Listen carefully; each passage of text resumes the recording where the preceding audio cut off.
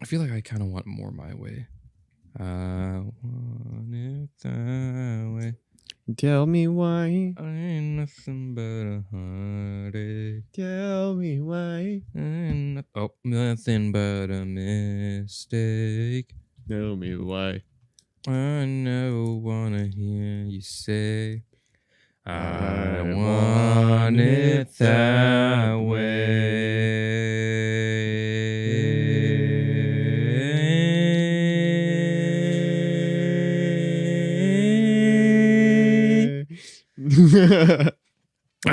I couldn't go any higher, so I'm glad we stopped. You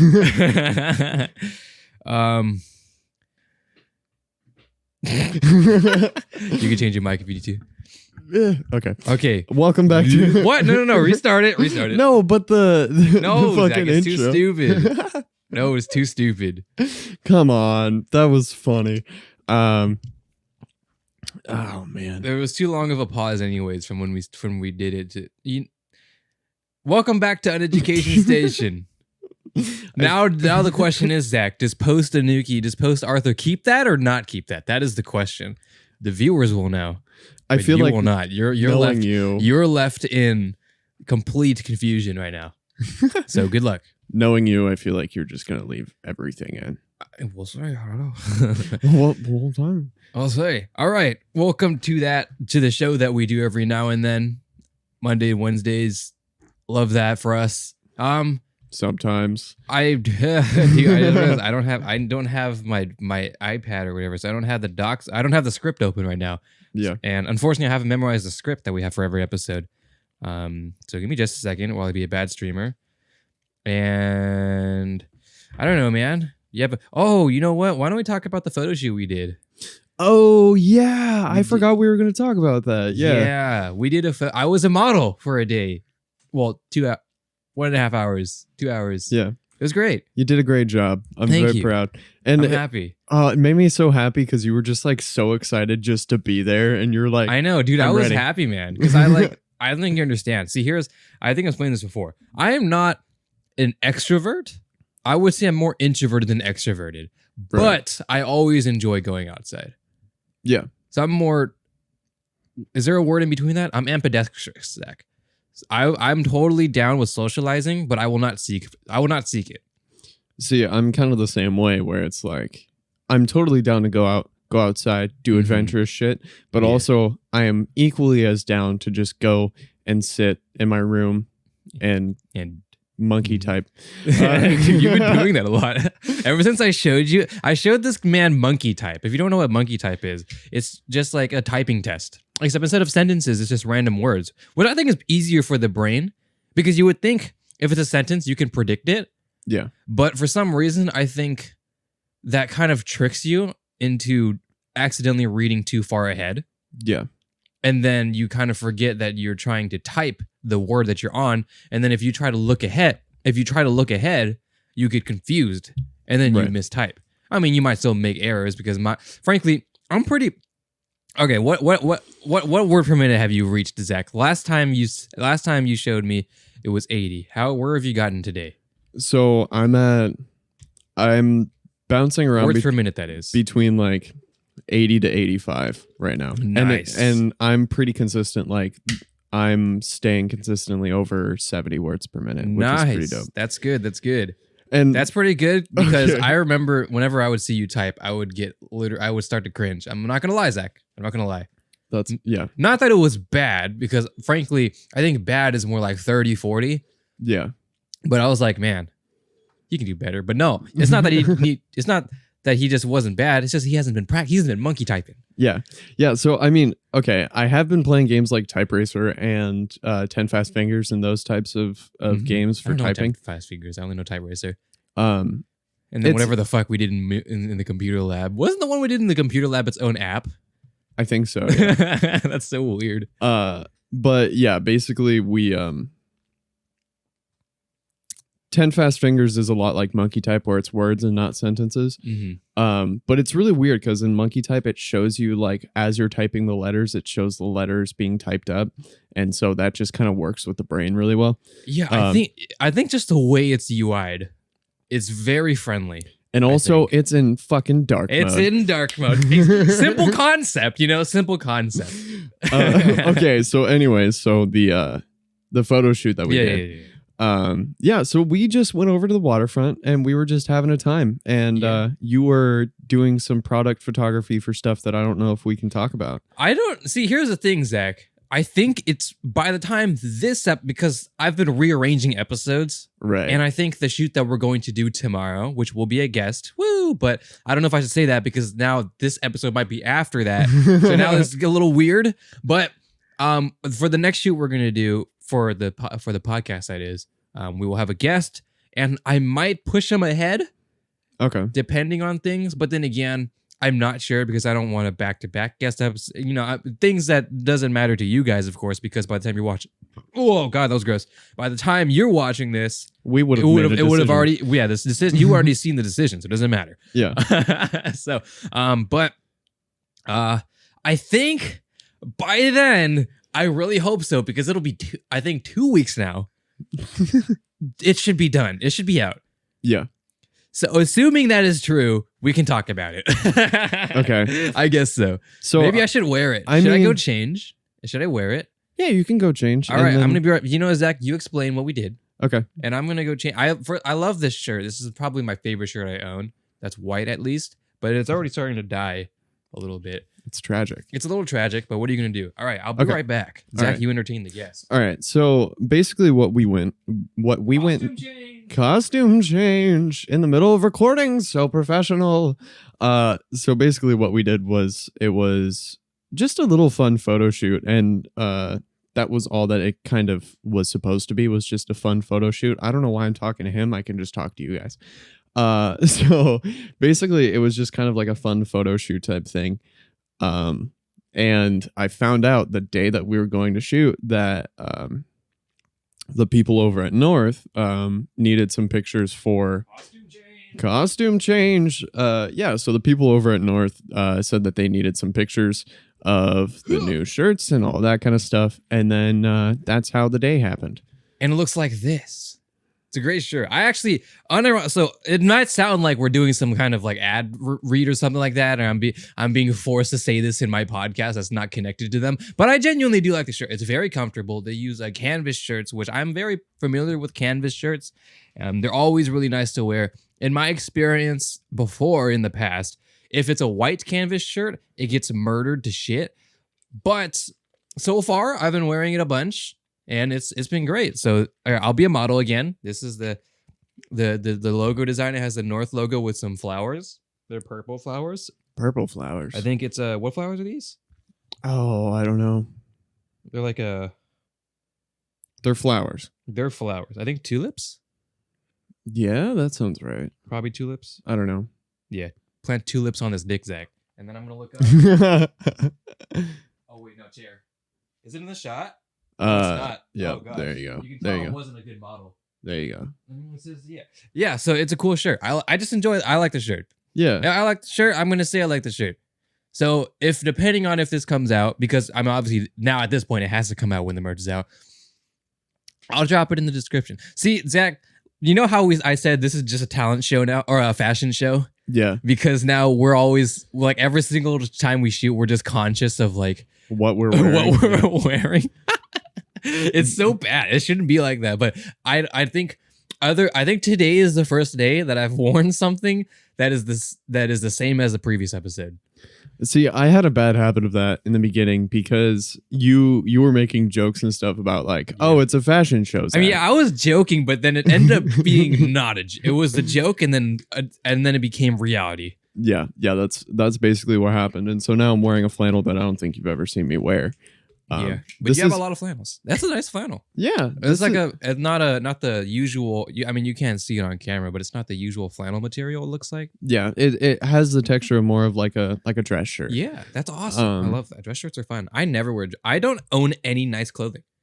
Or well, okay, I shouldn't say that while wearing a North shirt. That's not what I mean. I mean like dress shirt. You know, like that type of clothing. Yeah. I don't own anything. I don't own suits. I don't own. Anytime I've ever had to wear a suit for a dance or something, it's always rented. I don't own. I used to own a dress shirt, but I outgrew it. Wait, no, actually, no, that's a lie. I do have some nice shirts that because my mom bought me some recently. Thanks, Mom. Um, but yeah, I don't own any nice shirts. Like, I don't even think I own slacks. I don't have dress shoes anymore. I'm just too casual for that, Zach. I'm just walking around wearing a t-shirt and sweats these days. Yeah. As I always have. I mean, yeah. And of course, I have a bunch of dress clothes because I used to be performy boy. Yeah, band, performed, acting in blockbuster movies. No. Yeah. So when I did a lot of performing on stage, I had to have a suit because that was kind of the attire for that occasion. That was the thing. And so yeah, I still have. Oh gosh, I think I have 2 suits. I have a tan suit and a black suit, and then I have a bunch of random colored dress shirts for any occasion. Well, now you can wear them here because now it's no longer... Zach, I don't think you noticed the AC isn't going on.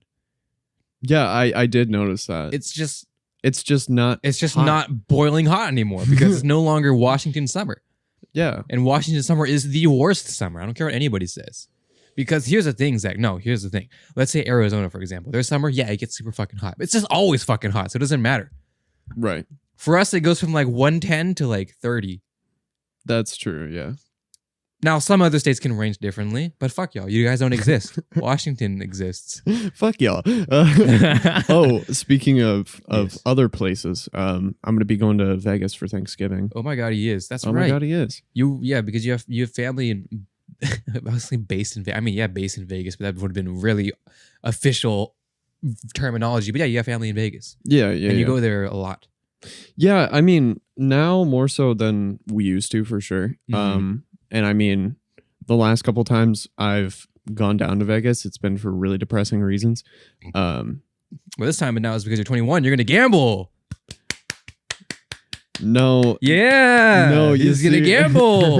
Let's go. He's going to come back, and our set is going to be in a mansion because Zach bought it. No financing. Do you finance a house? Is that the correct word? Mortgage. Yeah. I'm pretty sure even if you buy a house, you still have a mortgage. No, you don't. You just buy the house. It's yours. What now. about you buy the and landowner and his rights? Anyways, no. I'm Drake. I'm Drake. I have 4 houses. No, but it's going to be a grand old time. Yeah, this is the first time I'm going to be in Vegas since I turned 21, which is going to be cool. Are you going to go to... Yeah, sorry to cut you off. But are you going to casino it up at all now? I mean, honestly, I don't really know. Especially with all the COVID stuff that's been going on. I might go Didn't stop my parents. I'm just kidding. Go ahead. Stop by Paris, you said? No, it didn't stop my parents. Oh. I mean, I might go to a bar or something and grab a drink, but Sure. like that's probably the extent of my shenanigans. I know we talked about gambling very briefly, but then proceeded to throw things at each other. But Wait, are we gonna finish talking about the photo shoot? Oh yeah, that's right. My bad. That's all good. But yeah, I'm going to Vegas for Thanksgiving, and that's gonna be super dope. And also, one of the reasons why I'm going is I'm going to a baby shower today, and then I'm going to a gender reveal over in Vegas. And that's going to be like the week before Thanksgiving. That's fun. And so I'm taking photos for this one, and then I'm also taking photos for that one. That's cool. And so yeah, all these white people parties. I love that. Yeah, it's great. Yeah, bunch of white people doing white people shit. Yeah. So I'm joking. That sounds fun. It's great. Yeah. Vegas and all that type of stuff. Is the gender reveal party going to be in Vegas? Mm-hmm. Okay, got you. But then this one is going to be here. Mm-hmm. The one that the shower. Yeah, that one is going to be here. Gotcha. That's fun. Yeah. God, that was weird. Love that for you. Sorry. Dude, I've been doing a lot of photography shit lately. I'm proud of you, Zach. Thank you, buddy. I have, because I was like, what? After now we go back to the photo shoot. There we go. Segues. Yep, there we go. Weather and stuff. Yeah. When we're doing the photo shoot, at first it was kind of like let's have some. I mean, obviously we're just wandering around and having fun, but it felt I don't know if it felt like it to you so much as it did to me because I've never partook in anything like that. Because anytime I've ever had to do any sort of photo shoot, it was family photos and I was forced to. Right. So this is the first time I ever modeled for anything that wasn't a photo shoot or that wasn't it like a family photo type of thing. And that was a lot of fun. Yeah. I enjoyed it, like just walking around, you telling me where to pose and what to do and stuff. And I just did the pose and the stuff and the things and the things. Yeah. And it was a lot of fun. Yeah, dude. It was really cool too, because like you were so enthused, and I just loved that so much, and it made me super happy. Just for the sheer fact that like when you're having fun, it makes me have a lot of fun too. Yeah. And it was like, it was kind of rainy-ish. Yeah. So because it was rainy-ish, it was kind of like, but I think we still had a lot of fun. We did a lot of shots out under the cover. And I mean, I told you I was wholly fine with standing in the rain. You weren't though, because you're a little pussy, but that's okay. Or you have a $2,000 camera. A little bit of both probably, but yeah, it was definitely really cool. And the shots that we did get in the rain were really, really cool. And I don't know if you ended up editing any of those when you were just going through and editing pictures and stuff. Yeah, I was editing some photos. Sorry, I'm trying to bring up the photos now. Give me just a second. But I did edit. I was gonna so I told you that you didn't have to edit them. Yeah.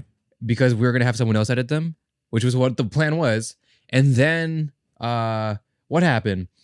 I wanted to touch them up. When I'm about to get a text because I'm a bad streamer. Yep. Hold on. Yep. Y'all know the vibes. Hold on. Yep. Mm-hmm. Twitter. Right. Yep. Anyways, so I was. By the way, does this keyboard sound good? Because I think it sounds great. I was going to. Oh, someone's birthday. Love that. I need to say happy birthday to them. Anyways, oh God. See, you can see where my Twitter addiction starts to happen, Zach, because I get so distracted. I was on Twitter for like 2 hours straight last night. As soon as I got home. It's not good. Anyways, I linked it somewhere.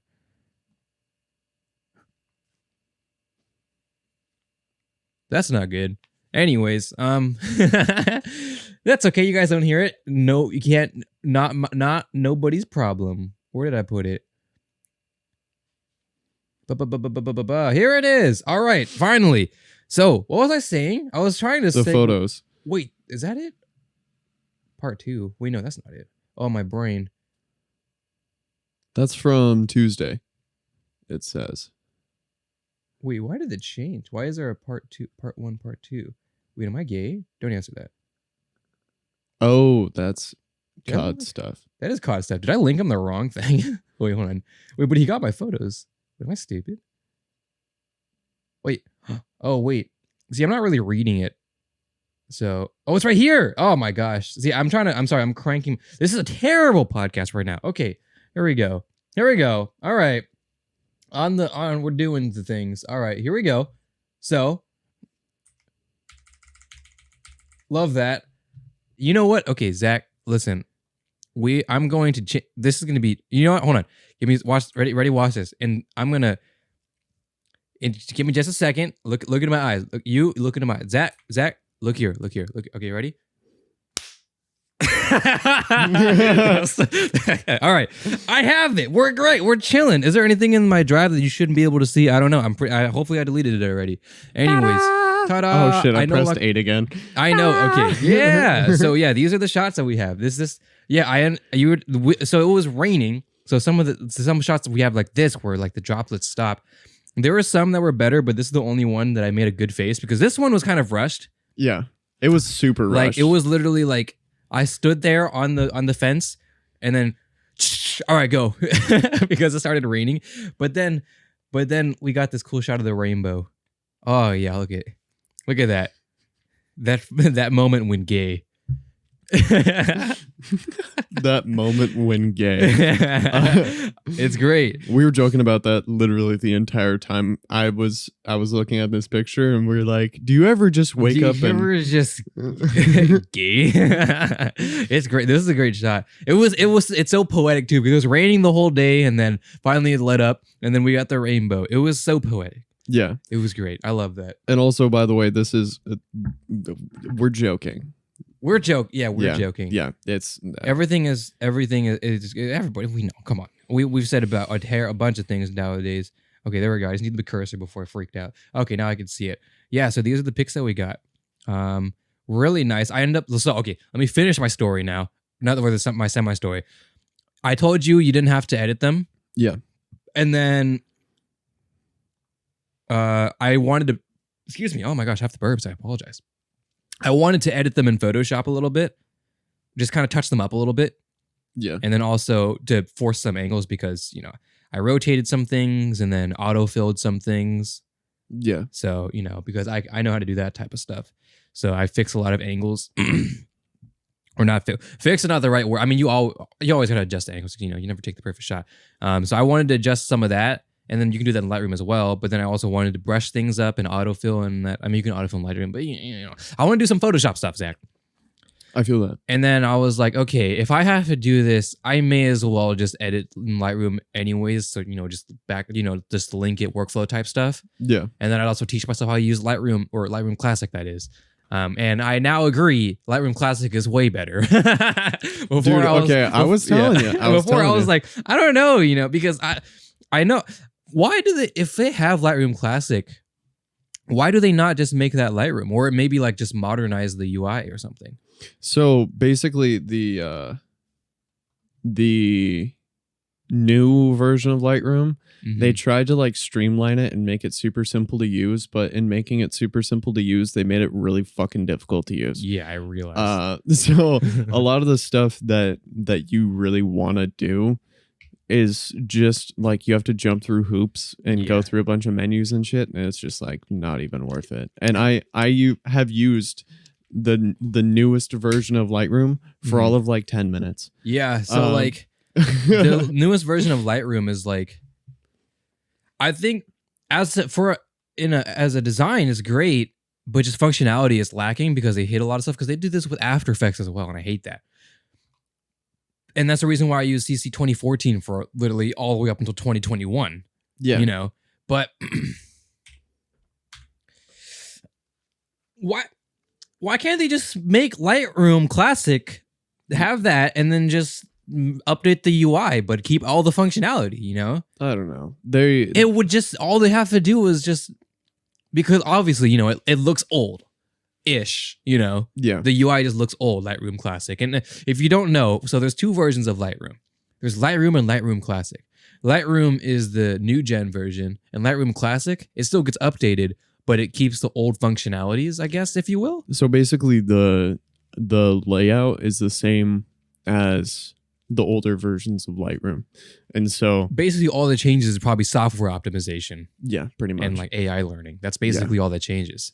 Dude, there are some things that you can do in Lightroom that I'm just so stoked about. Like there's like a radial filter that you can put on. So like say for example for this picture. So say that I wanted to make it so that just the Fear the North was. That doesn't work.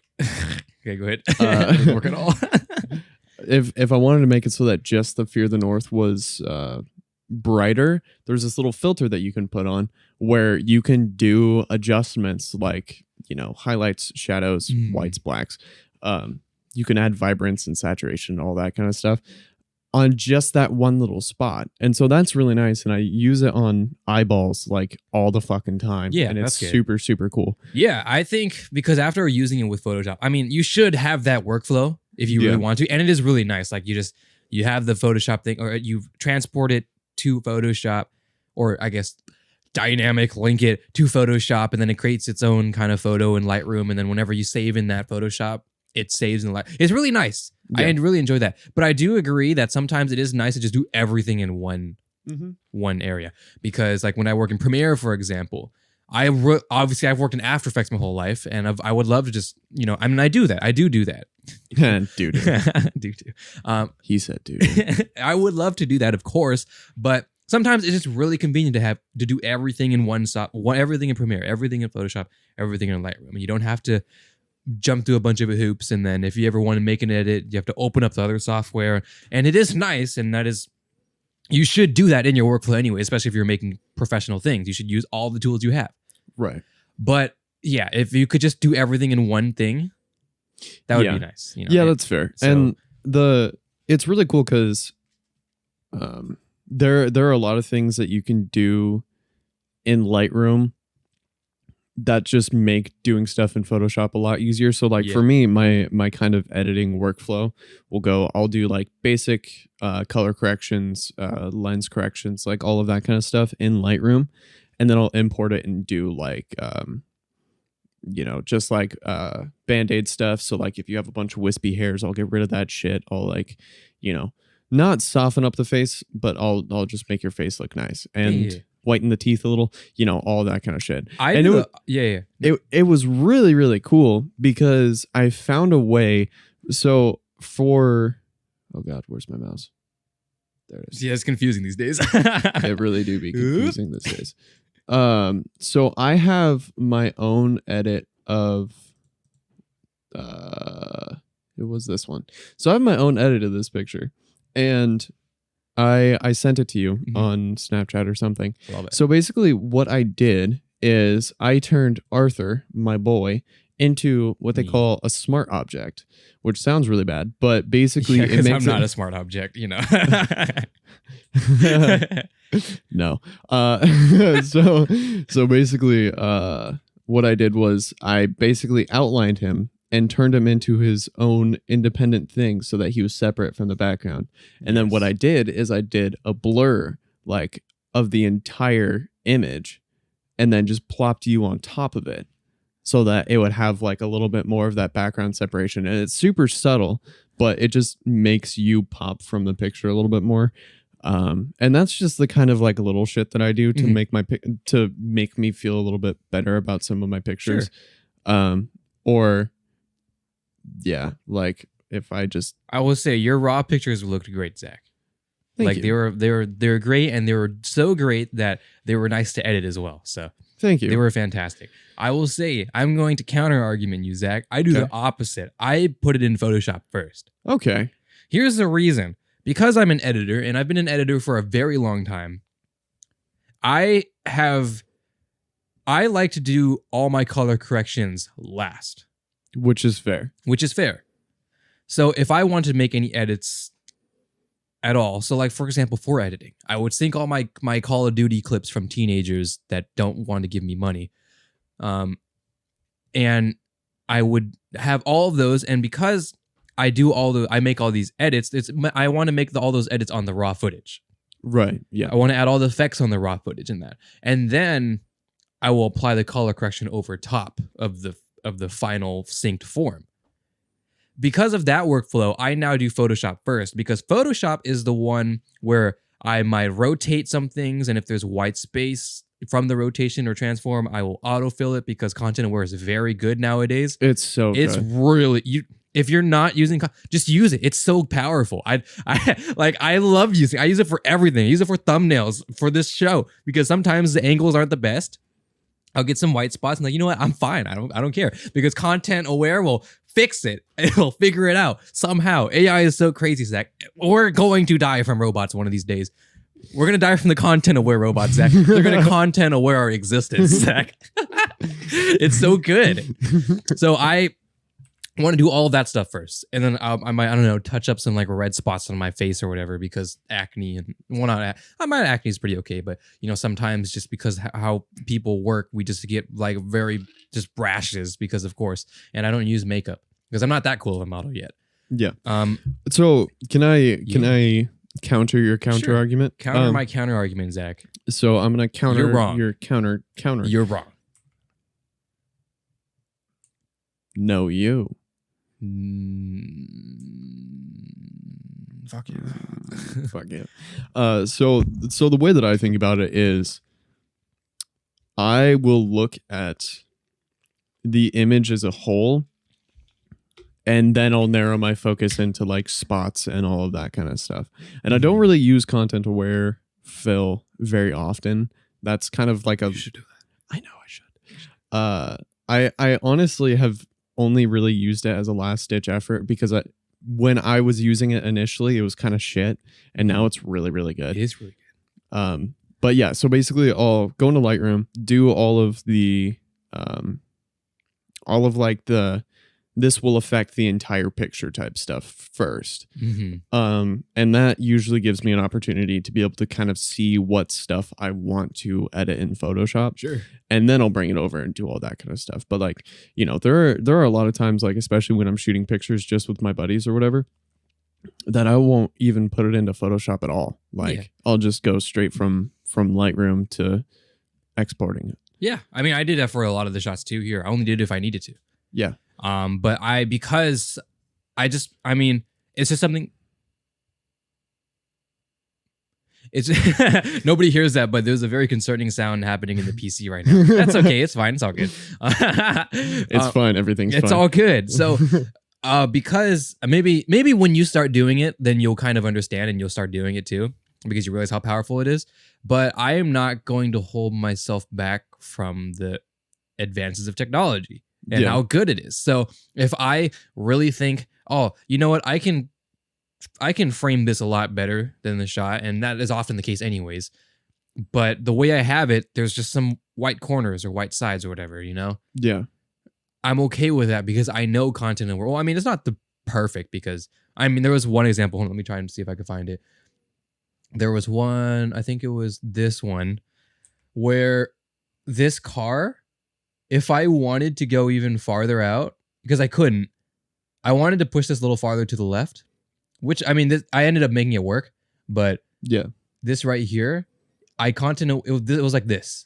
The white bit was from here to here. I was like, okay, that's fine. I content aware it, and then the car was just super extendo longo, and I was like, oh, fuck.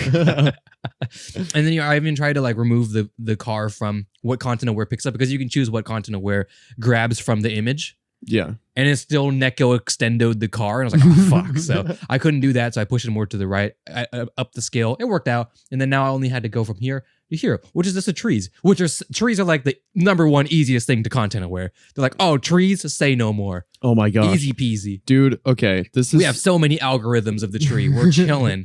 This is so funny because, actually, I'm just going to go. Go ahead.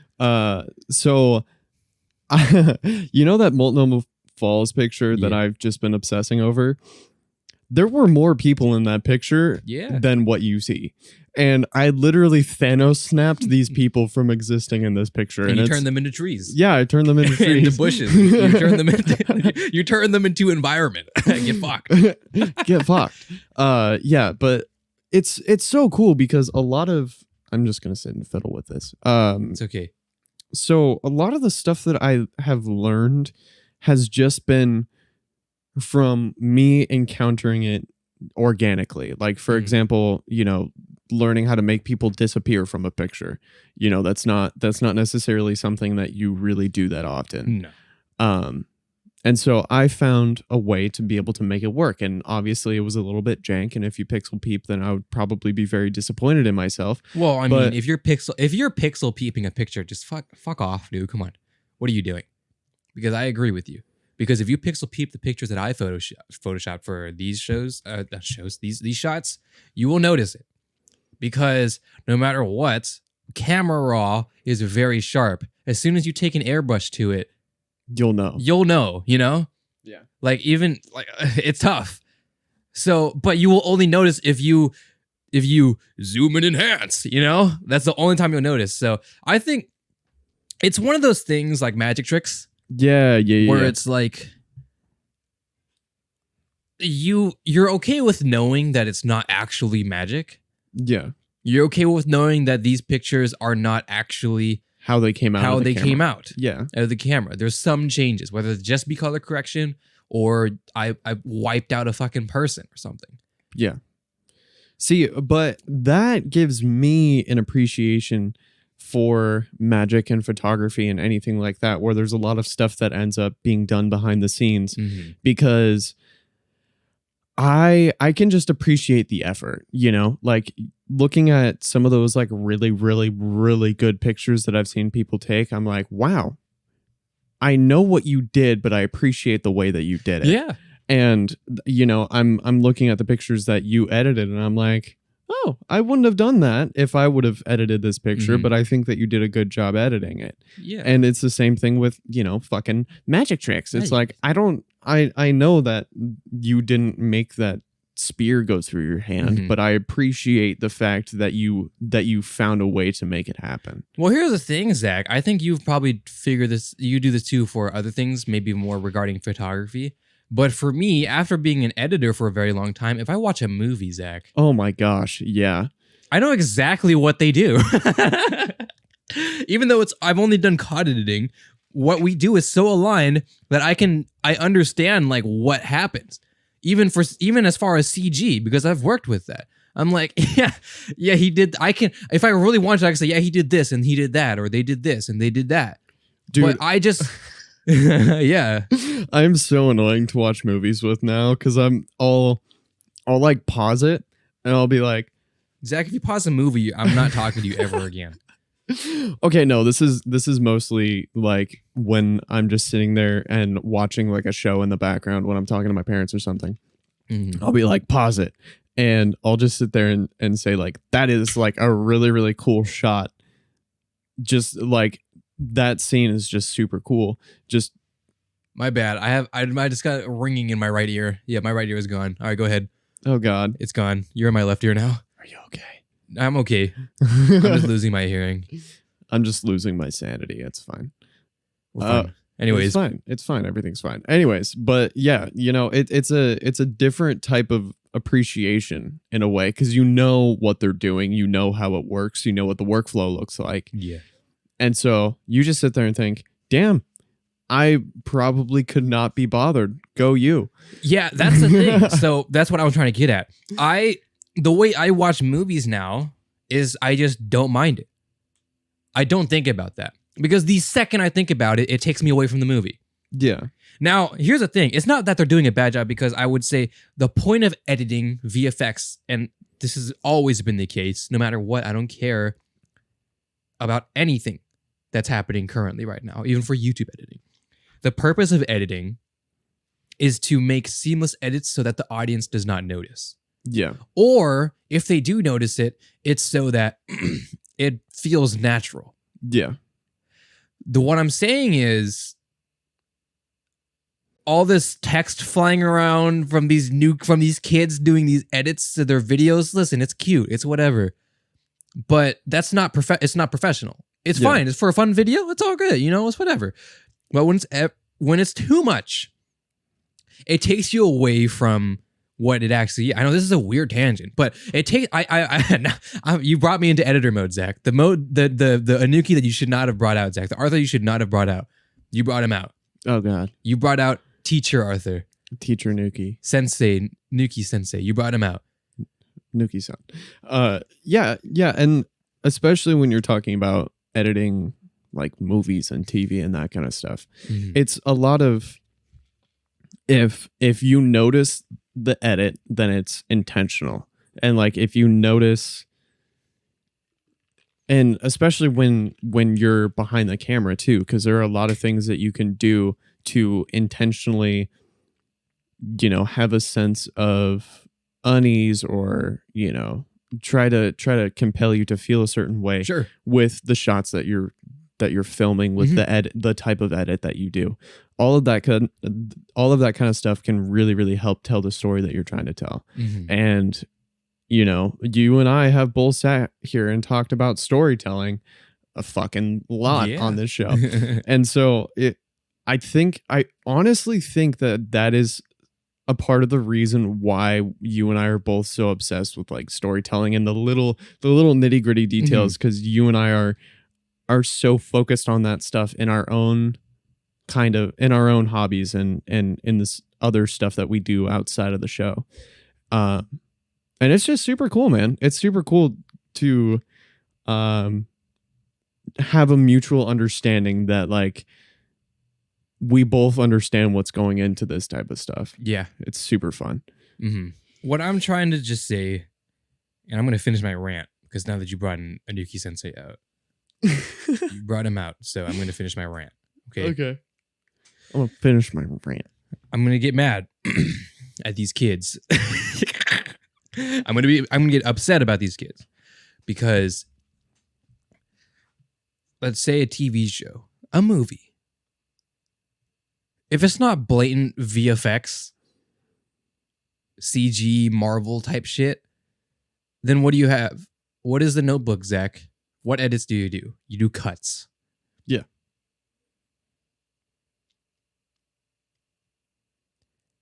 How much money? You see how much money the Notebook made? You know how?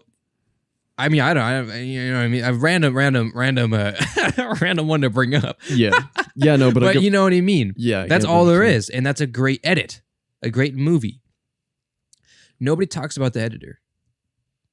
The reason, and that's not a bad thing, because the editor's job is to be that behind the scenes person. Right.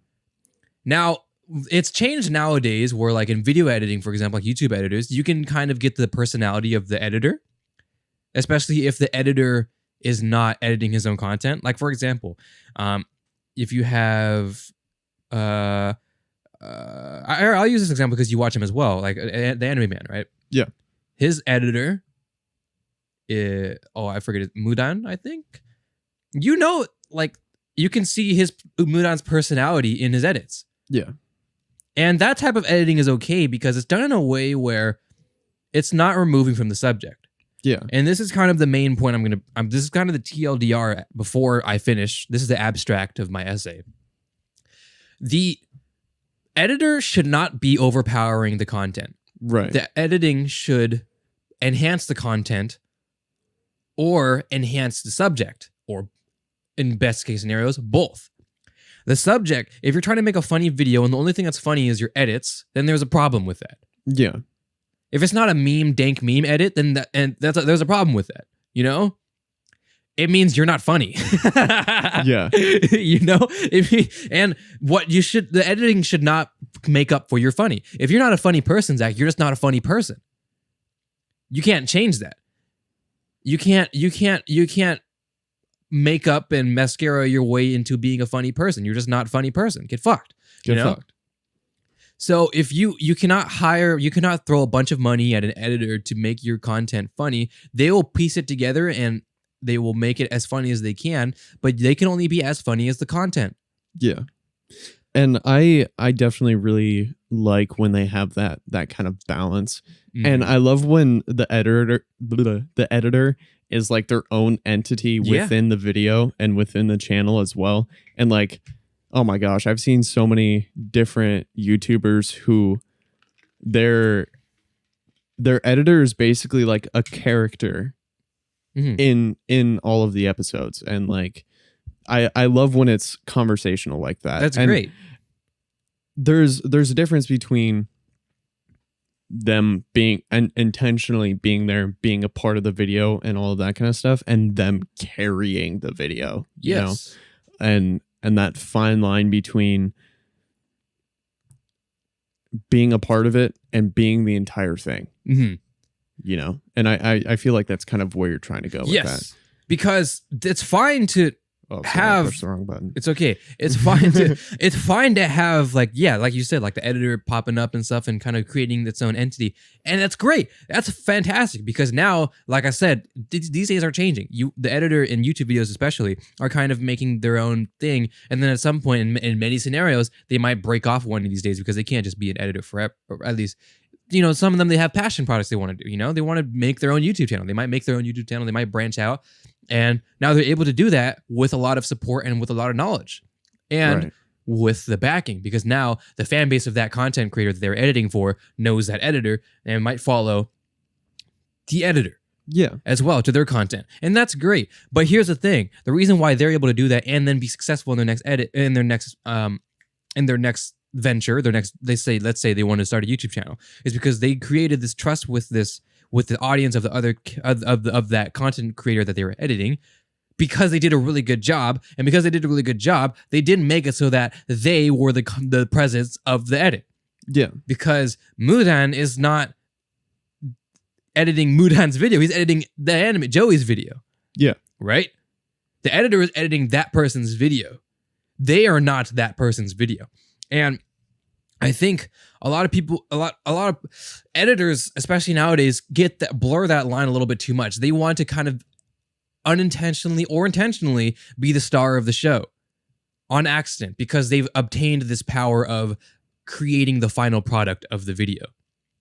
And that is where things that's where things kind of get muddy, because now there are FX flying around everywhere, subtitles coming in and out and shaking and twitch and all that type of stuff, and transitions and swooshes and sound effects.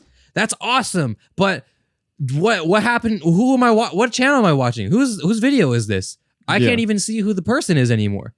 I can't even hear his voice anymore. The music's too loud. The sound effects too loud. I sound like an old man, Zach. The you know, what happened to the content creator? It's no longer the content creator's video anymore. It's the editor's video. Right. What happened? That's what I dislike about editing nowadays. And that's not every single editor. Now we just explained like Joey and or the Enemy Man's and his editor Mudan and his other editor. They have multiple editors. They do a really good job of behind the scenes work, and that's what they should do. But at the same time, because of the way things are changing, they've also found a way to input themselves and their personality into the video so that it's just a little sprinkle, but enough sprinkle so that their cupcake isn't just fucking sprinkles. Yeah. It's just it's enough to add to so the cupcake is just it's a little bit more fun. One of the things that I can use to kind of make it make sense to the people who might get this. It's like vanilla extract. You know what I'm talking about? Sure. I work with vanilla extract. A little goes a long way. Mm-hmm. Or that shit is strong, man. That shit is potent. I accidentally ate I put a little bit on my finger and ate it. No, you can't do that, man. You can't. It's that strong. Whenever you use it in recipes, it's like a drop, maybe a teaspoon max. Yeah. So, it adds to it a lot. But if you... there's that fine line between there's a hint of vanilla to holy fucking shit. Who took an entire bottle of vanilla and just... I am drinking vanilla. I am eating vanilla right now.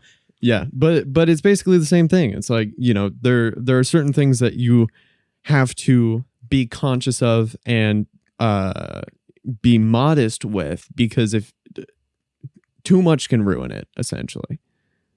It's like I don't know what it's like. It's like a lot of things. It's like a lot of things. It's like the frosting on the cake. It's like the sprinkles on a cupcake. It's like the sauce on the pizza. I don't know. It's like the pepperoni. Anything you add onto a product of some sort, you can always add too much. Yeah, and it's like that final touch too. Mm-hmm. So there's all of those things that make it kind of come together, and then there's just that little... Sorry. Come. There's always that final little step that ties the whole thing together. Yes. And that's what the edit is. It's a combination of hard work with it. Very well could be many, many different people. And then, there's just that one thing that just brings it all together. Yeah, Zach. It's the shoelace. It's the Velcro. It's not duct tape. Yeah. It's not duct tape and Gorilla Glue. You're not duct taping your shoes together, Zach. You're using you have the shoelace and you loop and pull and your shoes are looking good. That's what it is. Yeah. That's exactly what it is. It's not. I'm not. All right. Time to go to... Yeah, I'm not doing that. I'm not just whipping a bunch of duct tape around my shoes so that it just goes into... Damn it, you didn't keep the wood picture. Get fucked. So... I'm not saying... I think what all it is that it's just going to take time for editors to understand this. Because right now, this has been a thing forever, over edits and stuff. Mm-hmm. It's always been a thing, and it's only kind of recently-ish, kind of this past couple years or so, that a lot of editors are now understanding how to do it, and they're trying to implement it into people's content as much as possible. What they're not able to do yet is understand this balance. Yeah, because a lot of editors, they don't really understand. not editing, but editing principles yet. Yeah. Because I mean, like most YouTube editors, they probably don't go to school and stuff for it. Unfortunately, I did. So you know, Unfortunately. so I know a thing or two. I'm not a fucking expert, but not only have I gone to school for it, I've also been doing this for a very long time. Right. So now, I mean, like I've always said, anybody can make a Call of Duty edit. Anybody. It's so easy, and they will all look the same. So how can you make yours look different without dumping a bunch of fucking VFX on it? You change your understanding of it, and you change the way you think about this Call of Duty edit as not just a Call of Duty edit, and now as a project. Yeah. What would go into the mind of an editor editing a movie when they're doing this? They think about framing. They think about psychology. They think about how the human brain works. What will they notice? What will they not notice? What lines in this frame will lead to what they're looking at? If I have something here in this side of the frame, I'm looking at OBS right now, and then I cut to another, I cut to another scene, and if I want someone to look at something in this side, I want them to look at this side. So then when I cut to that scene, their eye is here now. Things like that. Things that lead the eye. Like you've seen what's the word? You know, like a infographics and stuff like that, and the way they text hierarchy. Yeah. Text bigger than other text so that you read it first and stuff like that. You know, that type of thing. Why black bars? Oh my gosh, I explain black bars all the time, so I'm not going to do it again. But like black bars is a negative space. You can't have things on top of the black bar. Otherwise, now you notice the black bars are there because a human eye only perceives what they want to see. That's why bezels on the monitor exist, because like, yeah, it looks like it's black and it's gross, and then at some point you watch and it's gone. Yeah. There's so many things, from brain, from looking, from actual technical things. There's a lot of things that go into editing. So instead of dumping VFX everywhere to solve the problem, think about other things that you can do. Think about why one person was watching this video and what they want to get out of it. Do they want to get a sense of, oh man, that edit was crazy? Or do they want to say, or do you want them to say, wow, that was a great video? Yeah. Both are good things. But when you're editing for a person, you're editing for a content, when they just say, wow, that was a crazy edit, good shit, what happened to the content? Did the content mean nothing? Right. So what you need to do is balance the two. More so, and this is going to be maybe a controversial take, but more so the content. Because the way I edit videos, and I'm not tooting my own horn, I'm saying I'm not the perfect editor. It's whatever. I edit the way I like to edit, and I edit the way that I like to watch videos. Not with a bunch of shit flying around and everything. I might add things, sure, I will. But I will add it when the timing is correct. I will add it when I need to add it. I will add things, sound effects, swooshes, whatever the fuck. I will add it when it needs to come in. Not when, oh yeah, I could throw it in here right now, just fuck it, dude. There are a lot of moments in editing where there are fuck it, dude moments. Totally. Like for a lot of videos, I don't think of what I want to do until I'm actually editing it. You know, I won't think, I'm editing it, and I do, so, you know, nowadays, I'm starting to kind of, and you're not seeing this yet, but I'm doing it now. Like my recent video, for example, it's more scripted. Yeah. At least the first part, especially the first intro part. Like the whole thing was scripted, and I kind of had what I wanted to do already. But as I was editing it, I added more things. Oh, you know, it'd be funny if I did this, you know? That type of thing is okay. But if that's the entire video, from start to finish, every single key for every single frame, there's a problem, because now the editor is washed out.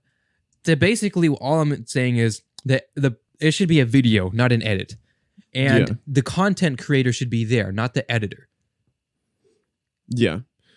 And I think that you did a really good job, especially with your 2HC video. Thank you.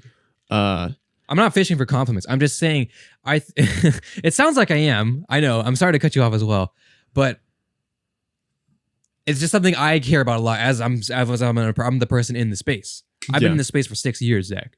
Right. I've been in here for a while. I've been here for a couple of years, and some even longer than me. But everybody who's been longer than me also understands what I'm getting at.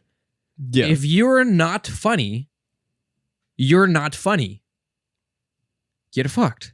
Your fucked. editor is not going to help. Your editor can help that, but it's not going to save you. Yeah. That's fine. Some people just aren't entertainers. It's tough to be an entertainer. It's tough to put on this mask and put on this act and put on this voice every now and then, you know? Yeah. For me, I feel like I just done it so long that I'm just used to it. And now I've gotten this a lot recently where I'm not even just at work, but in just out and about. And I'm just speaking to strangers or whatever. I mean, I don't just walk up to strangers and stuff, but every now and then you'll talk to the store clerk or the register person or whatever. Yeah. They'll be like, wow, you have a voice for like radio or something. Dude, I get that a lot. Because lately we've been doing a lot of this type of thing. Yeah. I mean, I'm not saying maybe, probably happened before the podcast, but you're very familiar with making videos and stuff. You're very familiar with having this voice, not care. See, it sounds like for some people, sure, but for me, this is actually my natural voice. Like I speak like I'm in radio for some reason. Maybe it's just because I've been doing it for so long. It's instilled into my brain and my vocal cords. Yeah. But I always have this kind of broadcast type of voice whenever I speak, and it's kind of shows. But some people, that's just not everybody. So I have an interesting little tidbit. What is your tidbit? Do share. So basically, to explain it without explaining it, over the course of me making videos, me doing a lot of like stuff where I feel like I kind of need to change my voice in a certain way, it got to the point to where my talking voice was actually a lot higher than my normal speaking voice. Oh yeah. So like you'll hear a lot in my videos and probably in the podcast too, where my voice is a lot higher than it normally is. And at this point, I'm so sorry. I'm so sorry. Nobody heard that, but it's okay. Oh, I'm so sorry. I knew it was going to be loud. That scared the shit out of me. Okay, anyways. So basically I kind of changed not the inflection of my voice, but just like the tonality, like how high or low it is. Mm-hmm. And so... Oh, I should probably mute. I can't freaking see it. Hold on. There we go. Yeah, go ahead. So it's like, also this video was so fucking funny. Thank you. I appreciate it. I'm not bringing up this video to like, okay, if you press, yep. Okay. Now it's, oh shit. Yeah. See, I need to change that. So now I don't want to, yep. Okay. I have to go all the way to OBS and change it. But, oh, there it is. Like, the way I edited this intro, for example, it's done in a way like the voice that you can't hear it. I obviously muted it and nobody can hear it. The way I spoke is definitely not the way I would normally speak. Like, I'm not, hey, 2HC, I mean, I didn't speak like that, but I enunciated my voice, on purpose. Yeah. Because I was just trying to get that sound. This is the sound, this is the way I pictured this intro would sound. So I did it. Yeah. And if you want to see this video, just youtube.com/Anuki and you can find it. Hell yeah. See video. Or what does I call this? I'm getting too old for this. I am getting too old for this. But I'm not even talking about the editing at this point, because this is an intro and it's a little different. But even once we go into like the actual video and stuff, it's very like, the only thing I do is just very simple edits. Most of the editing that I do in my videos is very simple. They're just cuts. And if I need to if I need to extend things, then I will. But, or add things and stuff like that, I explain that. But now I'm talking about my voice.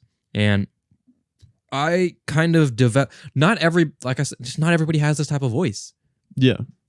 I would say but that doesn't mean that does not mean you can be an entertainer. What I'm trying to say, it does not mean you can't be an entertainer at all. Because I would say my voice is different than your voice. Oh yeah, for sure. The way we project our voices. Yeah. The way I would make a video is 100% more different than the way you would make a video, like voice-wise, the way you would project your voice. Yeah. And that's not, again, necessarily, go ahead. That's not, again, necessarily a bad thing. It's just it's not that you or I are a better entertainer than the other. It's just a different avenues. I mean, you've seen like dry humor and stuff, right? Yeah. That's funny as shit. Yeah. But how is it funny, Zach? Because there's no, it's deadpan. There's no I like that word. I don't know, enunciation in their voice. There's no projection in their voice. What are you laughing at? You're laughing at the way they present it and the way they execute it. Yeah. That's a good entertainer. Yeah, and a lot of people can go about doing the same thing in entirely different ways. And the cool thing about the voice that I learned, over the course of the years of me doing my stuff and things, is that your voice is so versatile that there are so many different things that you can use it for, and there are so many different things that you can do with it. And so, I, for some reason, like the range of my voice is just like insanity. I don't really understand. But there are so many different ways that you can present yourself just by the way that you talk. And I'm sure that that's a lot of the reason why you get a lot of comments saying like, "Oh, are you a radio host, or do you have a podcast?" I've gotten that a couple times, but I do actually. I do actually have a podcast. here's my business card. Dude, I think it'd be so funny if, as a joke, I just printed out business cards with a bunch of uned stuff. I think on that'd it. be funny as shit. Just put it in people's mailboxes and shit. Just be an absolute nuisance. And then one day we'll look and then we'll get a bunch of dislikes on our videos. We'll get a comment one day that's like, "Dude, this fucking guy just gave me a business card with all of the info of this channel. I don't understand. Please leave me alone. I'm just trying to live my life. This is the third time this week. I don't understand what you're doing." There's this rock that went through my window with a business card attached to it. Tired of this shit. Yeah, but what I'm trying to the point I'm trying to get at is that even though, like, I can speak in a more energetic voice, I guess, if you will, and be an entertainer, and someone with a dead voice can speak with can use dead execution and still be an entertainer and be funny. So what that means is that anybody can be funny if they know how to do it. Right. No, I mean, not everybody can just do stand-up comedy, but what I'm trying to say is anybody can. I mean, anybody can have a conversation with someone and throw a joke and laugh with your friends. Yeah. It's that same idea. It's just the way you execute it. Yeah. So anybody can do a YouTube channel if they want. So anybody can be an entertainer. You just have to understand how it works you just need to understand how to execute it. And then when you do that, now you no longer need this absurd editing to overflow your video so that you are now funny. No, you're not funny. That was a funny edit. That was a funny edit. Yeah. Your editor did a great job. What does that say to the content creator? You're like, "Oh, thanks, man. I'm glad I spent a bunch of money on that editor." Yeah. I mean, good for the editor. Get paid for what you got to do, and that's great. And if you're comfortable as an editor, of course, if a person is comfortable with spending money like a normal person on people to do things for them, that's good. And frankly, I think the best case scenario for any content creator, or I feel like I said that word. Content? The best case scenario for every content creator is to be able to hire an editor. That is the number one best case scenario. So now they no longer have to worry about the editor, but that editor, you need to have a lot of trust in that editor to know your content and to know that they are not going to overpower your content or underpower it. But I honestly, at this point, I argue that underpowering it is better than overpowering it. Yeah. Dude, I honestly think it'd be so interesting to have you edit one of my videos. Just because like you and I have such a similar sense of humor that I feel like a lot of the jokes that I could make during a video or like anything like that, I think that you would be able to just like, I think I could do it I'm really good at adapting to people's sense of humor after not only being an editor for a very long time, but I'm very good at reading the way one's personality is, I guess. And maybe that comes with customer service. Oh, yeah. I know how I can speak with some people. I know what ways, what language I can use.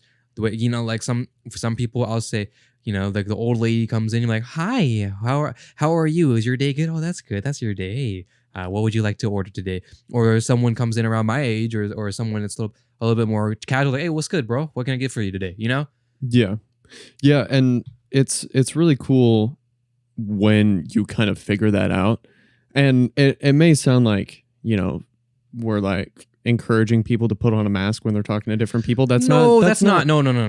That's not. That's basically your tonal inflection, the way that you talk, the way that you present yourself to other people. It could be different. And the way that I talk to you is definitely a hell of a lot different than like the way that I would talk to probably, you know, even my coworkers, because there's read the room. I guess. Read the room. I mean, my customer service Disney voice is not like not a customer. It's not exactly customer. The reason why I call it that is because of my customer service voice, my Disney character voice. But it's more casual. It's more to me.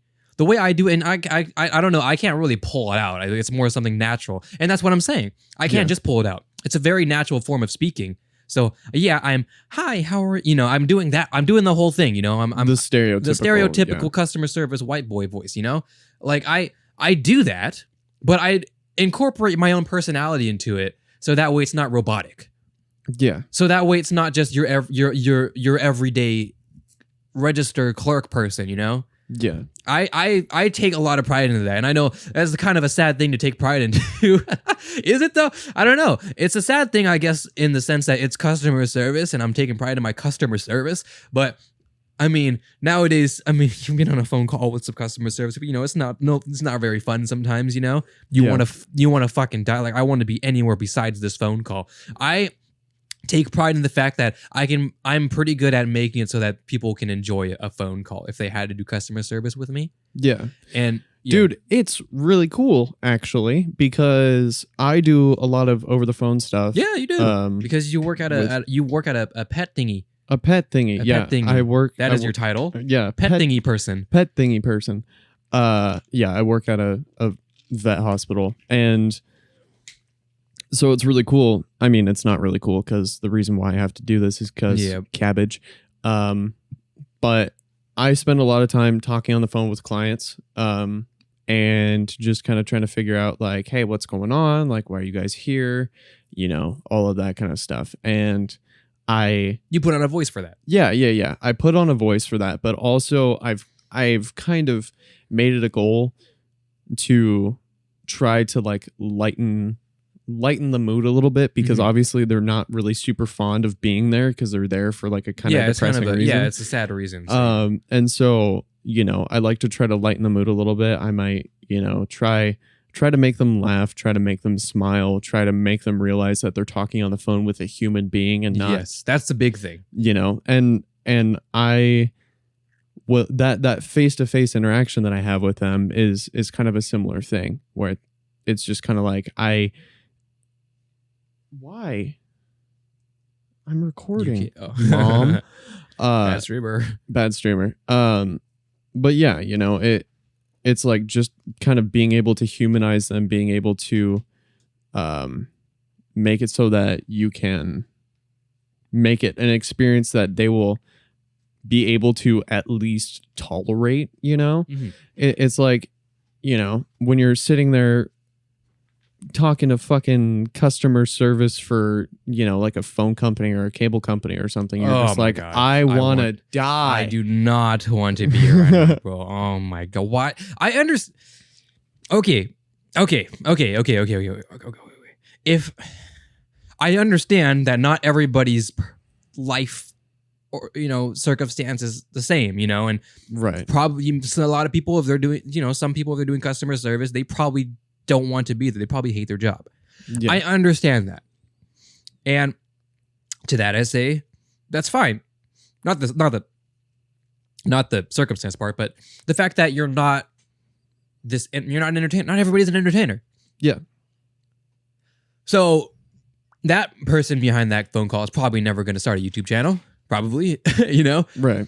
But if they wanted to, they are, because if it's not that phone call, then they are able to change their voice maybe to a more natural voice if they're speaking to like their spouse or something, or their kid or their friends, you know?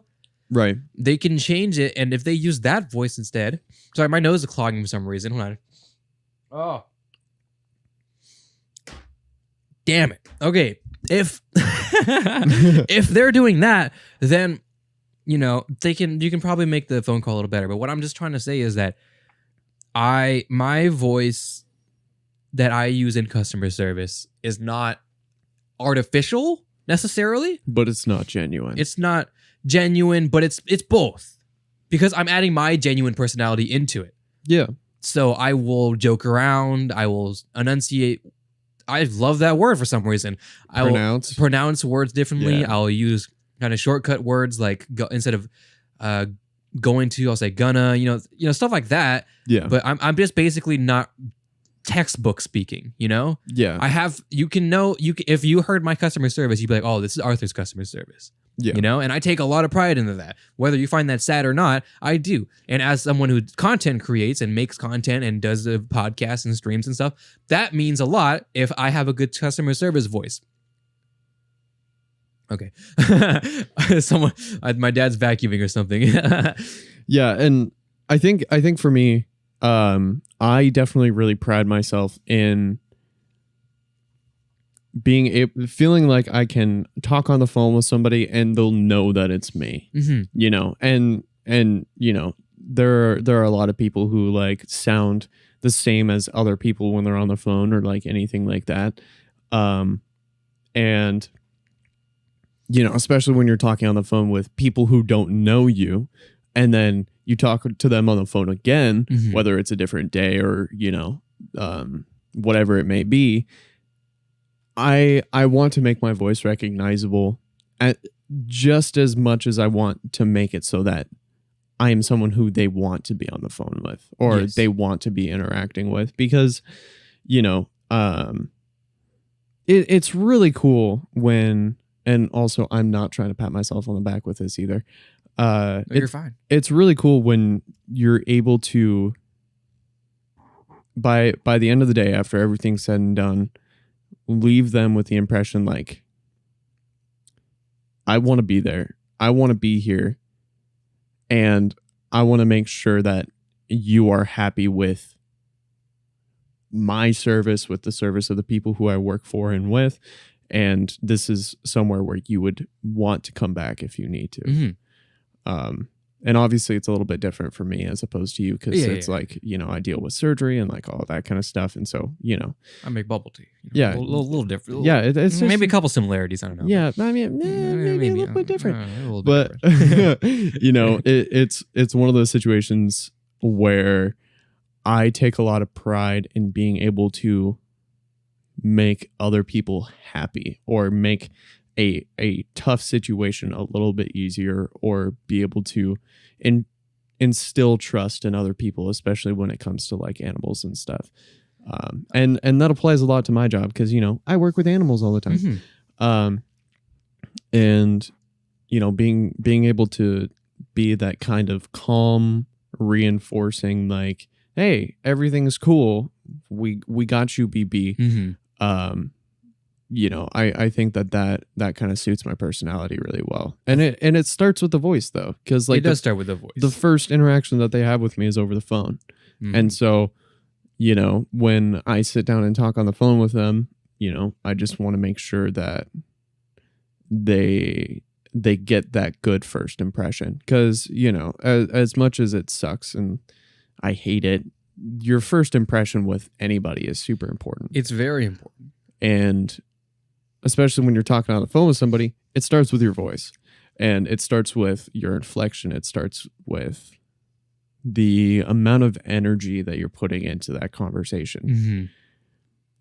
Mm-hmm. And wow, I lost where I was going with that. But it's really fascinating, because the more that you really sit down and break it down and think about it a lot, the more that you really start to realize that your voice is just as unique as like your fingerprint, because nobody sounds exactly the same. There's always going to be like a little bit of a difference between mm-hmm. every single person.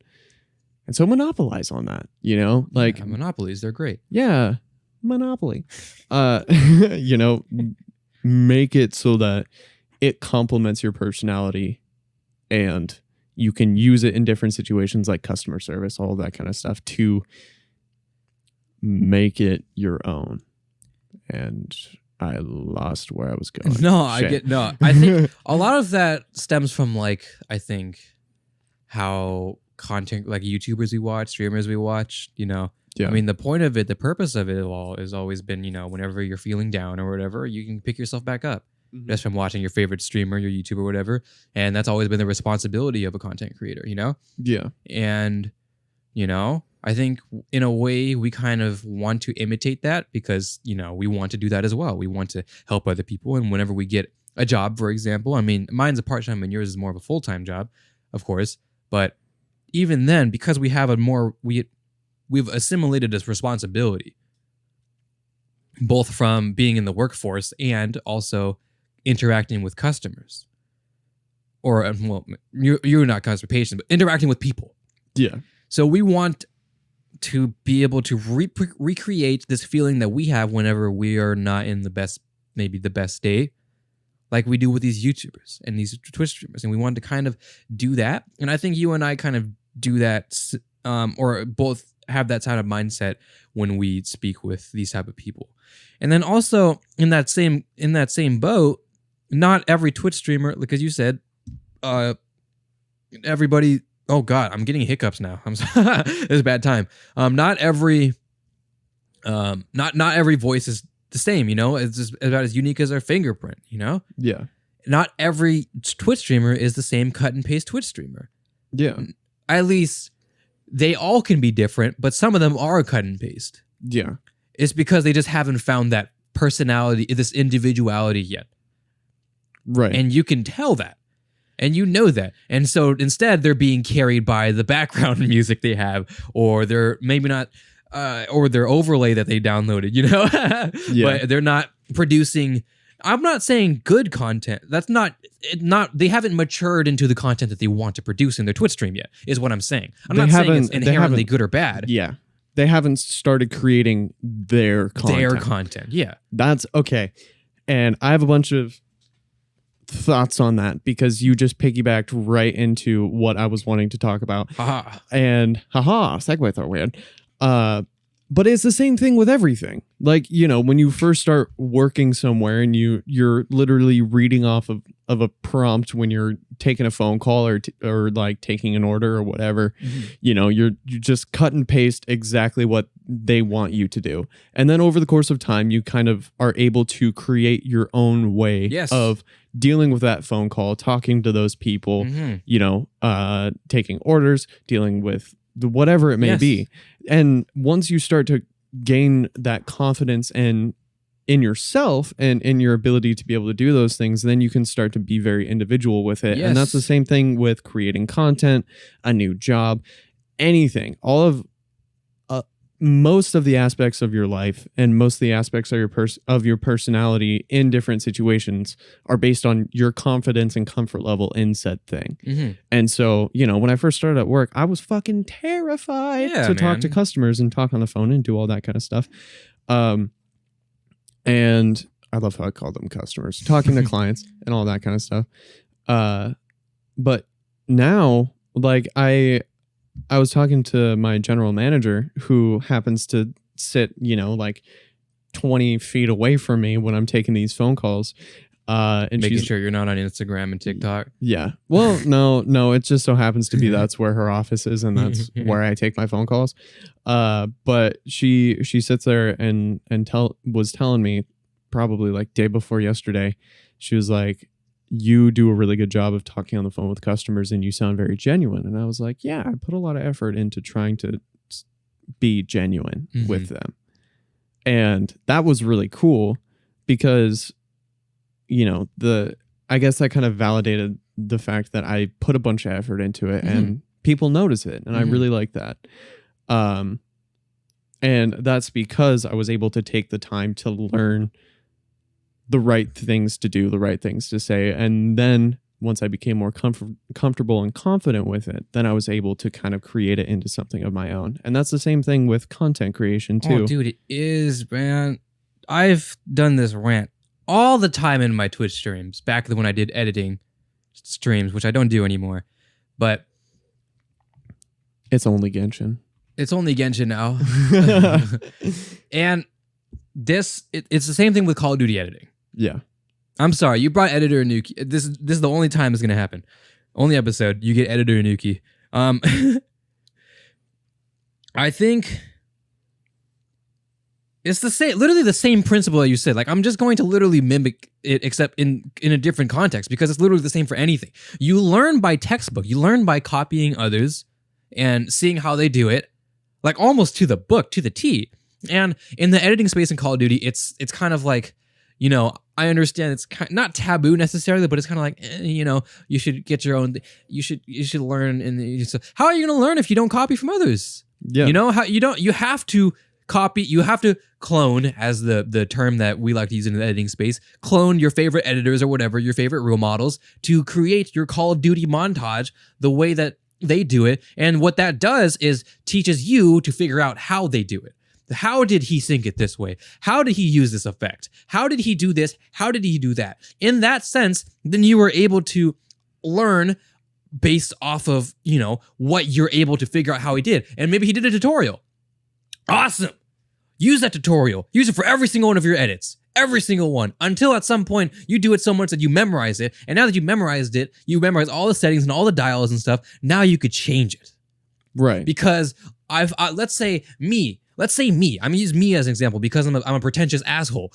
Let's say I make a Call of Duty edit and I do a certain thing. I sync a certain way. Someone who maybe enjoys my edits be like, wow, I want to sync the way he does. He syncs it that way, and then he goes like, oh, you sync the way Anuki edits, you fucking clone, piece of shit. No, shut up.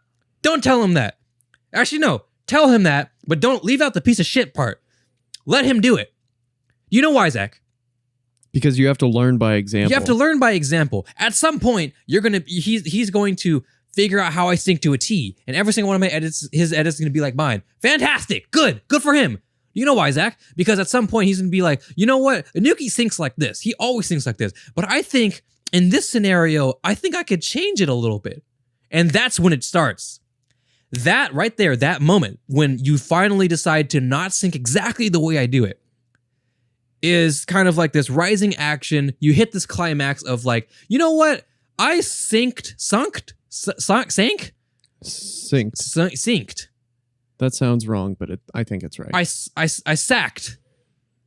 Sure. Sunk. My Call of Duty clips this certain way. This entire time, the way Anuki did it. This entire time. And this is great. I'm learning how to do timer map. I'm learning how to use After Effects. I have a guideline. Yeah. I have a book I'm reading off of. I'm off frame. Hold on, let me change that. I have a book I'm reading off of. I can change this a little bit. I'm going to maybe make this not as snappy as the Anuki would. I'm going to make it maybe so it's not as prominent. I'm going to make it flow a little bit more liquidy. I'm going to maybe slow this part down.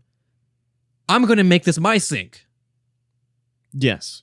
And then it resolves right here. And when you can get from, in your example, from here to here, it took a lot of stuff to get there. Oh, yeah. And that is the coolest thing, because I remember when I first started shooting photos, I was copy and pasting freaking Lightroom effects, and I was doing all of the different things that they told me to do. And now I have people who will sit there and tell me like, oh yeah, I really like the way you edited this picture, and I love the way that this picture looks. Photographers will tell me that. Mm-hmm. And it's just like, it all comes full circle. Wow, dude, I copied your filters at some point. And then at a certain point, then you'll have people who will be copying the way that you edit photos or video or whatever, copying the way that you do things, asking you questions about the way that you do things. And then you're able to take the knowledge that you've learned from the years of experience that you have and be able to give it to them. And that is so much fun, because I have a lot of people around me who are like, I really want to get into shooting photos. And I'm like, fuck yes, do it. And they were like, I don't know how to use Lightroom or Photoshop or anything like that. And I'm like, I will show you how I do it. I'm not going to show you how to do it. I'm going to show you how I do it, because everyone edits differently. everyone does everything differently. We were just talking about like a half hour ago how you start in Photoshop and I start in Lightroom. Yeah. And we were just talking about how the workflow of how we even edit a picture is entirely different. Imagine if you taught me Lightroom, Zach, I would have done what you did. I would have started in Lightroom, did everything in Lightroom, then moved to Photoshop. At some point down the line, because it's me and I'm doing it, I would have reversed it at some point. I would have, at some point, maybe for like, I don't know, a couple weeks, years, I'd be like, yeah, this is Zach's way. But I kind of want to do Photoshop first and then do this first. And then you see this hand thing I'm doing, Zach? Yeah. That's the resolution. This is the resolution, you know? this is what you're looking for, you know? Yeah. You want to copy everything because the photographers that said you did a great job with your photo. Dude, I copied your filters for like 3 years. You know? That's how my current workflow stemmed off of a singular tutorial from Crixia. If you know Crixia, shout out to Crixia. I don't know if he still edits or not, but he had this tutorial, because back then when I was learning After Effects, there weren't very many tutorials, or there were, but not for like COD editing. And if it was for COD editing, it was kind of like strung out things and you had to look for it. But this was the first one that I found that I at least sat down and stuck to it, that went from beginning to end how to do an edit. And I was like, all right, cool. And I copied everything from that. The edit, where I'm finding it. Hold on now. Since I'm here, I may as well. I forget what it's called because it's been like fucking, what did I say, 6 years? Yeah. It's it's probably under the year, honestly. Here we go. This one, bro. Like, nope, this one. Here we go. This edit is literally me just copying that tutorial. In what year is this? I can't read it. 2015. 2015 Anuki. I don't even I talk like this, you know? Yeah. You're like, I can't drive. I can't make decisions for myself yet. Like, and this one as well. Same exact idea, except this one was just trick shots, right? So literally just that. Like, I'm copying him. Picks keyframe for keyframe, timer map for timer map, except, you know, maybe a little bit different because I just don't know as much, but I'm basically copying everything. And then 5-6 years later, I figured it out. I had these settings, these shake settings, these twitch settings, all these things dialed and copied and pasted in folders and stuff, presets and stuff. And now in my 2HC, let's go back. All we do here is go back. Where's my 2HC thing? This, I started from scratch. New project file. Skip, there we go. Here we go. I opened up After Effects CC 2021 for the first time. I never used it before. This was part of the challenge I did for my 2HC. Again, shameless plug, I know. But the point of it was I've never used CC 2021 before. Like I explained, I always CC 2014. And a lot has changed since then. A lot that I still don't like, but it's whatever. It's the future. Fucking dude, whatever.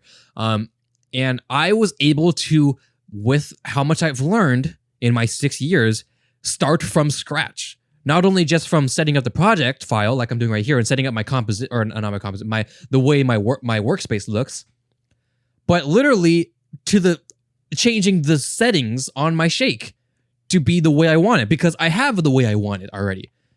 And frankly, these shake settings that I used in this edit aren't even the ways I don't even have a normal shake setting anymore. I make them from scratch all the time now. I adjust it the way I need to for the edit or the song or whatever it may be. I'm able to do that now. But what did I start with, Zach? I started with copy and pasting folders and presets and filters and color corrections and everything. I started from tutorials like everybody else. So what I'm trying to say, Zach, is that copy who you want to copy. Do it. Fuck yeah. Fuck it, dude. Be a clone. Be plagiarize. Don't plagiarize. That's not the right word. Be heavily influenced. And if you have to copy to do that, then do that. That's fine. You get called out for it. you may be criticized for it. And frankly, that's just going to be how it goes because, yeah, it's not yours and you're imitating someone. And you're like, hey, you're trying to be like this person and that person too much. But at some point, I'm doing this again, Zach. At some point, I'm changing hands again. You will find this. You will find this at some point. And for some people, it might take longer. Some people, it might be shorter. For some people, it might take a couple months. Some people might take years. That's fine. The thumbprint, fingerprint, we're all different people, Zach. What did I say before? You're not special. Get fucked. Absolutely fucking obliterated, Zach. You're not special. You're not special. Look at me in the eyes. Look at me right here. See this? You're not special. You and I are people. I am a person. I'm not special either. So the only way for me to be some type of special thing is to copy from people who have already figured that out. Learn from other people's mistakes. Learn from other people's mistakes and successes. Just learn. Just fucking copy them, Zach. Just do it. Just fucking do it, dude. No, I don't care. Who cares if you look like Editor X? Who cares if you look like Photographer Y? Do you enjoy what you're doing? Do you want to learn how to do said thing? There is inspiration fucking everywhere.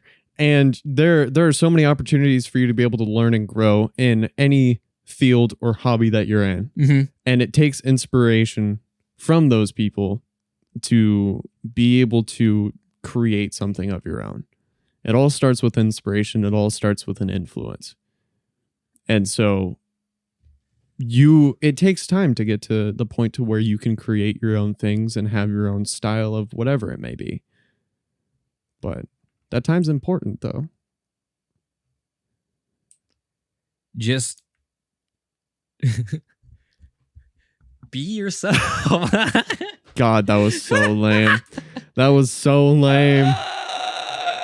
Okay. Imagination. This. Like Okay. All right. That's all I have to say. I know we're at this point. We're just a broken record. A broken record of common sense that I think is common sense, but may not be for you yet, and that's okay. As long as just figure it out. Find this. When you can grope this right here, the honka. Just get a maybe not that, but you can do that. Yeah. You're your own. Yeah. Then you're chilling. But it could take time. So ask questions, copy from other people, copy your homework. Cheat in high school. Do drugs. No, I don't know about that part, don't do school, stay in drugs. No, don't. I ass hat backwards today. So that's all I have. Do you? Hopefully you guys enjoyed today's episode. Wasn't sure where we're going. Where did we start? Oh yeah, we did a photo shoot. That turned out pretty well. If by now you've probably seen it, I might have tweeted. I might tweet out the rest of the photos that we took because obviously not all of them are going to be used for the promotional thing. Yeah. So if you want to see that, twitter.com/Anuki. I got the at Anuki because your boy. Follow us on Twitter and Instagrams and YouTubes and stuff because Zach is posting on YouTube now and it's going to be great. Catch us on all sorts of things. You could find us in description things and we're going to upload every day now, Zach. Daily uploads. I don't think that's daily a very good uploads. Idea. Arthur, I don't have time uploads. For that. I don't have time You are for going this. to quit your job. I'm going to quit my job. Only on Ed. Only Nothing else. on Ed. Only. Oh, by the way, I think we should post those pictures on the Uned Twitter just because it's the Uned boys. The pictures? Yeah. Oh, Maybe? like the merch pictures? Yeah. Maybe. We'll see. I don't know because it's not necessarily tied to Uned. So that's why I don't necessarily want to do it. I'll retweet it though, maybe. Man, I'll just we'll it see was what just happens. an idea. Yeah, we'll see what happens. I mean, by the time this episode goes up, that decision would already have been made. Yes. So So look in the description for stuff and things and stuff. I really hope I put it in the description. You're in charge of the description, Zach. Fuck. I'm gonna have to remember that. You're gonna have to remember that. All right. Good Anyways, I love your face. I'll see you next time. Fucking fade to black. luck. Oh God. I hate how that's our outro.